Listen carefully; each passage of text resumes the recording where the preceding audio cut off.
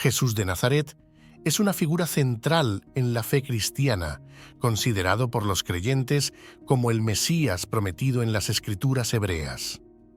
A lo largo de su vida y ministerio, Jesús realizó numerosos milagros y enseñanzas que para muchos confirmaron su identidad como el ungido de Dios.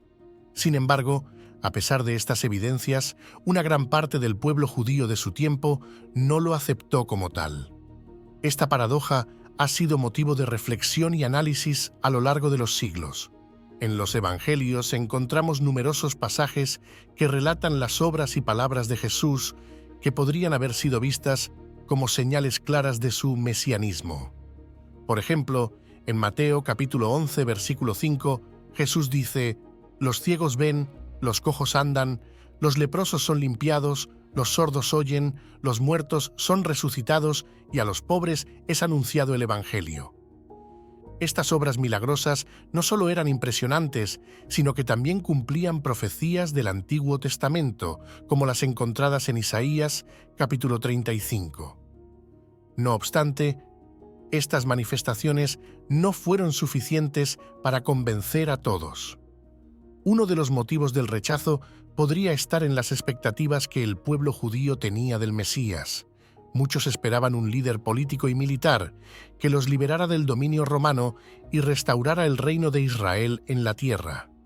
Sin embargo, Jesús predicaba un reino espiritual, una liberación interna del pecado y una relación renovada con Dios. Esta diferencia en las expectativas pudo haber sido una razón crucial por la que muchos no lo reconocieron como el Mesías. En Juan capítulo 6, versículo 15, se menciona cómo la gente intentó hacerlo rey por la fuerza, pero Jesús se retiró porque su misión era diferente a lo que ellos esperaban. Razón número 1. Confusión de las profecías. La confusión de las profecías es una razón fundamental por la cual los líderes judíos no reconocieron a Jesús como el Mesías. Las Escrituras hebreas contienen múltiples profecías sobre la llegada del Mesías, pero estas están dispersas y a veces parecen contradictorias. Por ejemplo, en Isaías capítulo 11 se describe al Mesías como un rey poderoso y justo que gobernará con sabiduría y traerá paz al mundo. Miqueas capítulo 5, versículo 2 profetiza que el Mesías nacerá en Belén, y este versículo se cumplió con el nacimiento de Jesús. Sin embargo, Isaías capítulo 53 presenta una imagen diferente del Mesías como un siervo sufriente que será despreciado y rechazado por los hombres y que llevará los pecados de muchos. Esta dualidad en las profecías generó confusión entre los líderes judíos. Durante la primera venida de Jesús, muchas profecías se cumplieron. En Daniel capítulo 9, versículos del 24 al 27, se predice el tiempo exacto de la llegada del Mesías y su sacrificio por los pecados. Jesús cumplió esta profecía con su crucifixión, que ocurrió en el tiempo previsto. Sin embargo, muchas de las expectativas mesiánicas no se cumplieron de la manera que los líderes judíos esperaban.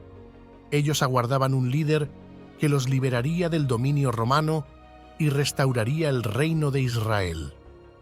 Esta expectativa de un Mesías conquistador y glorioso no se alineaba con la imagen de Jesús como el siervo sufriente. Además, el concepto del intervalo entre la primera y segunda venida del Mesías no era claro para muchos. Pablo explica este intervalo como un misterio en sus cartas, destacando que durante este tiempo Dios estaba extendiendo la salvación a los gentiles y preparando el regreso de Cristo en gloria. Este periodo de tiempo era un concepto nuevo y desafiante para los líderes judíos, que esperaban una redención inmediata y completa en la primera venida del Mesías. La primera venida de Jesús cumplió muchas profecías, pero dejó otras sin cumplir, lo cual fue otra fuente de confusión. Por ejemplo, en Isaías capítulo 11, versículo 6, se describe un reino de paz y justicia donde el lobo morará con el cordero y no harán mal ni dañarán en todo mi santo monte. Este reino de paz universal no se manifestó durante la primera venida de Jesús, lo que llevó a muchos a cuestionar su mesianismo. Además, Las expectativas de los líderes judíos estaban profundamente arraigadas en la tradición y la interpretación literal de las Escrituras. La idea de un Mesías que moriría y resucitaría para redimir a la humanidad no era fácilmente aceptada. Incluso sus propios discípulos tuvieron dificultades para comprender y aceptar este concepto hasta después de su resurrección.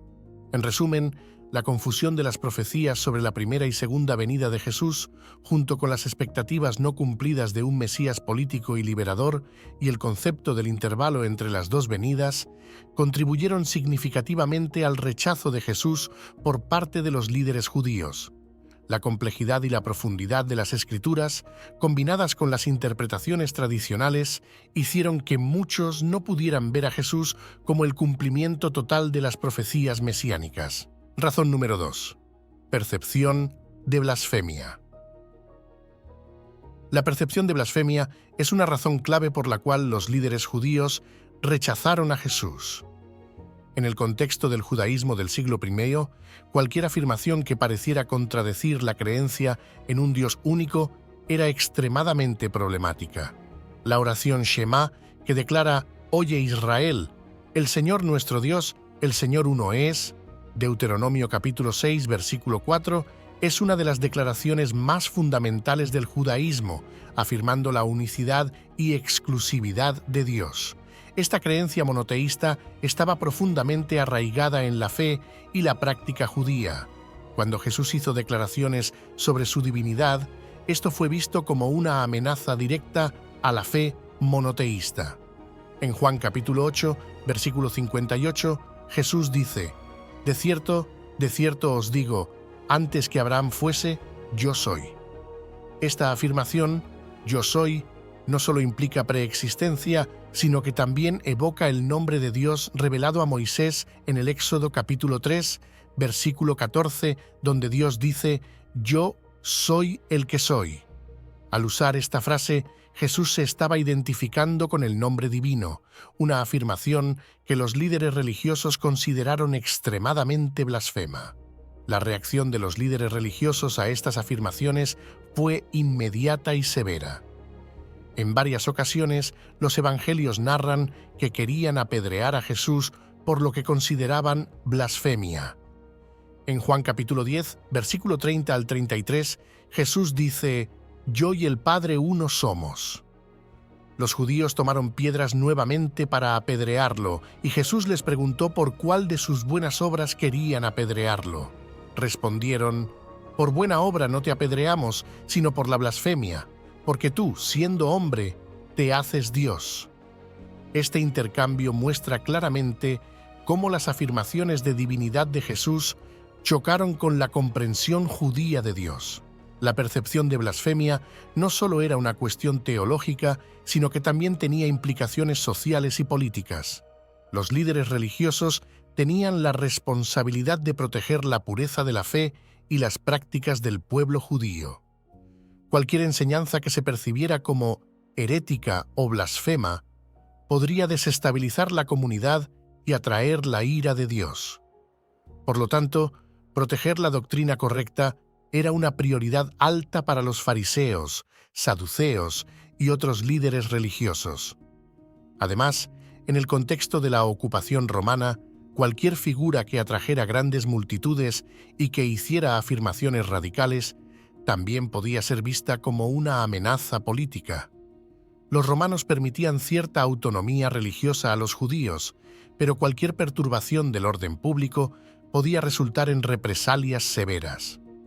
Los líderes religiosos, por lo tanto, también tenían motivos pragmáticos para suprimir cualquier movimiento que pudiera ser percibido como subversivo.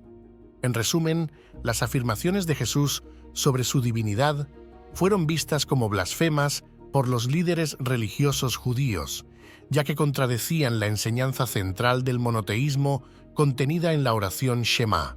Estas afirmaciones llevaron a intentos repetidos de apedrear a Jesús, mostrando la gravedad de la acusación de blasfemia. Además de las preocupaciones teológicas, había consideraciones sociales y políticas que impulsaban a los líderes religiosos a rechazar a Jesús y sus enseñanzas. Este rechazo es un testimonio del profundo impacto que las afirmaciones de Jesús tuvieron en su contexto histórico y religioso. Razón número 3. Desafío a las enseñanzas religiosas. Jesús desafió constantemente las enseñanzas y tradiciones religiosas judías, generando una reacción defensiva por parte de los líderes religiosos de su tiempo. Un ejemplo notable de esto es su enseñanza sobre el lavado ceremonial de manos. En Mateo capítulo 15, los fariseos y escribas le preguntaron a Jesús por qué sus discípulos transgredían la tradición de los ancianos al no lavarse las manos antes de comer. Jesús respondió citando a Isaías: «Este pueblo de labios me honra, mas su corazón está lejos de mí, pues en vano me honran, enseñando como doctrinas mandamientos de hombres». Mateo capítulo 15, versículo 8. Con esto, Jesús no solo rechazaba una práctica específica, sino que también cuestionaba la validez de las tradiciones humanas que se habían añadido a la ley divina. Otro desafío significativo fue el perdón de los pecados. En Marcos 2, cuando Jesús sanó al paralítico, primero le dijo: «Hijo, tus pecados te son perdonados». Esto provocó un escándalo entre los escribas presentes, quienes pensaron: «¿Por qué habla este así? Blasfemias dice. ¿Quién puede perdonar pecados sino solo Dios?». Marcos capítulo 2, versículo 7. Jesús, consciente de sus pensamientos, les respondió: «¿Por qué pensáis así en vuestros corazones? ¿Qué es más fácil, decir al paralítico: tus pecados te son perdonados, o decirle: levántate, toma tu lecho y anda?» Luego sanó al paralítico para demostrar su autoridad para perdonar pecados, un acto que reafirmaba su identidad divina y desafiaba las creencias establecidas. Las reacciones de los líderes religiosos a estas enseñanzas fueron de rechazo y hostilidad. En muchos casos, estos líderes se sintieron amenazados porque las enseñanzas de Jesús socavaban su autoridad y cuestionaban su interpretación de la ley. En Juan capítulo 11, versículo 47, después de la resurrección de Lázaro, los principales sacerdotes y los fariseos se reunieron y dijeron: «¿Qué haremos? Porque este hombre hace muchas señales. Si le dejamos así, todos creerán en él, y vendrán los romanos y destruirán nuestro lugar santo y nuestra nación». Este pasaje ilustra cómo las autoridades religiosas veían a Jesús no solo como un desafío teológico, sino también como una amenaza a la estabilidad social y política. El enfrentamiento más significativo entre Jesús y los líderes religiosos fue su entrada en Jerusalén y la purificación del templo. En Mateo capítulo 21, versículo 12 al 13, Jesús expulsó a los cambistas y vendedores del templo, diciendo: «Escrito está: mi casa, casa de oración será llamada, mas vosotros la habéis hecho cueva de ladrones». Este acto de purificación del templo fue un desafío directo a la autoridad religiosa y económica de los sacerdotes, ya que el templo era el centro de la vida religiosa y económica judía. Razón número 4. Corazones endurecidos. La cuarta razón que explica el rechazo a Jesús es la condición de corazones endurecidos en relación a la verdad. Este endurecimiento del corazón se ve claramente en la respuesta de los líderes judíos a la resurrección de Lázaro. En Juan 11, Jesús resucita a Lázaro de entre los muertos, un milagro impresionante que debería haber confirmado su identidad divina. Sin embargo, la reacción de los líderes religiosos fue sorprendentemente negativa. En lugar de reconocer el milagro y reevaluar sus opiniones sobre Jesús, se reunieron para conspirar contra él. En Juan capítulo 11, versículo 47, los principales sacerdotes y los fariseos dijeron: «¿Qué haremos? Porque este hombre hace muchas señales. Si le dejamos así, todos creerán en él, y vendrán los romanos y destruirán nuestro lugar santo y nuestra nación».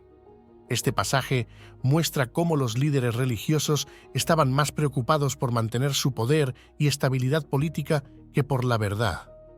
Su corazón estaba endurecido hacia la evidencia de los milagros de Jesús. A pesar de la clara demostración de poder divino, eligieron proteger sus propios intereses en lugar de aceptar a Jesús como el Mesías. El endurecimiento de sus corazones los llevó a conspirar para detener y matar a Jesús. En Juan capítulo 11, versículo 53, se menciona: así que desde aquel día acordaron matarle. Esta conspiración no fue simplemente una reacción impulsiva, sino un plan deliberado para eliminar lo que veían como una amenaza a su autoridad. La dureza de sus corazones los cegó a la verdad y los llevó a cometer uno de los actos más injustos de la historia.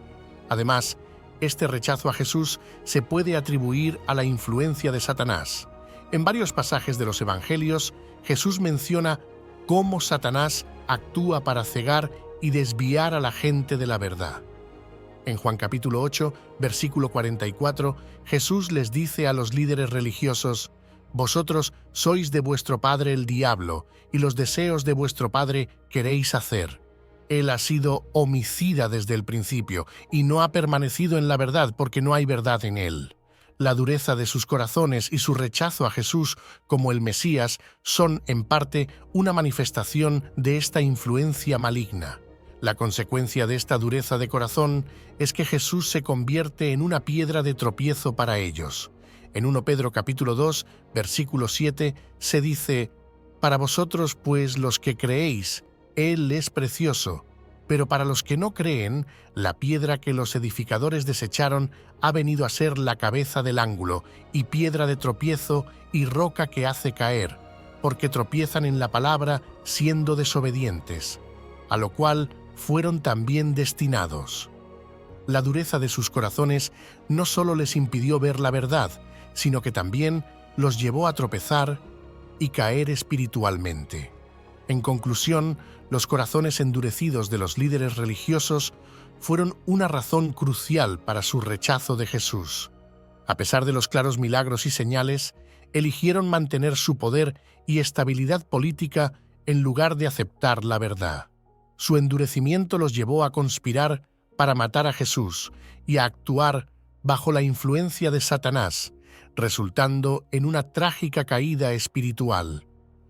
Esta dureza de corazón es una advertencia para todos sobre los peligros de rechazar la verdad y la importancia de mantener un corazón abierto a la guía divina.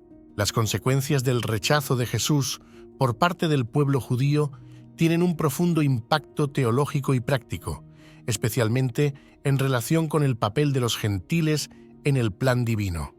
Este rechazo no solo tuvo repercusiones para los judíos, sino que también abrió la puerta para la inclusión de los gentiles en la salvación. En sus epístolas, Pablo aborda esta cuestión de manera extensa. En Romanos capítulos del 9 al 11, Pablo explica que la caída de los judíos ha permitido que los gentiles reciban la gracia y la salvación. En Romanos capítulo 11, Pablo escribe: «Digo pues, ¿han tropezado los de Israel para que cayesen? En ninguna manera, pero por su transgresión vino la salvación a los gentiles para provocarles a celos». Este pasaje subraya cómo la transgresión de los judíos no es el fin de su historia, sino un medio a través del cual Dios extiende su misericordia a toda la humanidad. La inclusión de los gentiles no es un accidente, sino parte del plan divino, un plan que busca eventualmente reconciliar y restaurar a Israel. En Romanos capítulo 11, versículo 25, Pablo revela este misterio diciendo: «Porque no quiero, hermanos, que ignoréis este misterio, para que no seáis arrogantes en cuanto a vosotros mismos, que ha acontecido a Israel endurecimiento en parte hasta que haya entrado la plenitud de los gentiles, y luego todo Israel será salvo». Además del papel de los gentiles, Pablo también llama a los creyentes a orar por la salvación del pueblo de Israel. En Romanos capítulo 10, versículo 1, él expresa su profundo deseo por su salvación. «Hermanos, ciertamente el anhelo de mi corazón y mi oración a Dios por Israel es para salvación. Porque yo les doy testimonio de que tienen celo de Dios, pero no conforme a ciencia, porque ignorando la justicia de Dios y procurando establecer la suya propia, no se han sujetado a la justicia de Dios, porque el fin de la ley es Cristo, para justicia a todo aquel que cree. Este pasaje muestra el celo del pueblo judío, un fervor que, aunque sincero, está mal dirigido debido a su falta de conocimiento y aceptación de Cristo como el Mesías. Este mismo celo puede ser observado hoy en lugares como el Muro de las Lamentaciones en Jerusalén, donde judíos devotos rezan con gran fervor. Este fervor es un testimonio de su devoción a Dios, pero también un recordatorio de la necesidad de orar para que lleguen a reconocer a Jesús como el cumplimiento de las profecías mesiánicas. En este contexto, el papel de los gentiles incluye la responsabilidad de llevar el Evangelio al pueblo judío, provocando en ellos el celo por buscar y encontrar la verdad en Jesús. Los creyentes están llamados a ser instrumentos de reconciliación, demostrando el amor de Dios a través de sus acciones y oraciones. La Iglesia, compuesta por gentiles y judíos que han aceptado a Cristo, es un testimonio viviente del poder redentor de Dios y su deseo de unidad y reconciliación para toda la humanidad. En resumen, el rechazo de Jesús por parte del pueblo judío tuvo como consecuencia la apertura del camino para los gentiles en el plan de salvación de Dios. Este acto de rechazo no es el final para Israel, sino un componente del plan divino para extender su misericordia a todos y eventualmente restaurar a Israel. Los creyentes están llamados a orar por la salvación de los judíos y a reconocer el celo de su fe, trabajando juntos hacia la realización completa del plan redentor de Dios. En el tema de las profecías futuras, la segunda venida de Jesús es un aspecto central que promete cumplir muchas de las profecías del Antiguo Testamento que no se realizaron en su primera venida. En Zacarías capítulo 14, versículo 4, se predice que sus pies se afirmarán en aquel día sobre el monte de los olivos, que está frente a Jerusalén al oriente. Esta profecía apunta a un regreso físico de Jesús a la tierra, donde establecerá su reino. En Apocalipsis capítulo 20, versículo 4, se describe el reinado milenario de Jesús, un período de 1000 años durante el cual gobernará en la tierra, trayendo paz y justicia. Este reinado milenario no solo es significativo para los cristianos, sino que también tiene un profundo impacto en la comunidad judía. En ese tiempo se espera una reunificación y renovación espiritual del pueblo judío. Ezequiel capítulo 37, versículo 21 dice: Así ha dicho el Señor Dios: He aquí, yo tomaré a los hijos de Israel de entre las naciones a donde fueron, y los recogeré de todas partes, y los traeré a su tierra.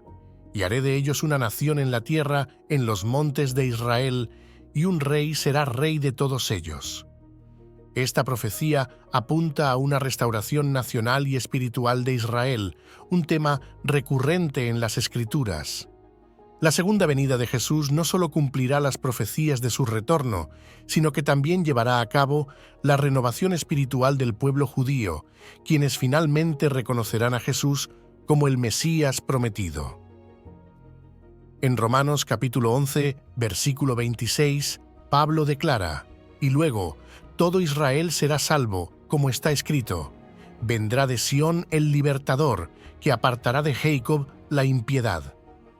Este pasaje refleja la esperanza de que, en la segunda venida, el endurecimiento del corazón que llevó al rechazo de Jesús será removido y el pueblo judío será restaurado espiritualmente.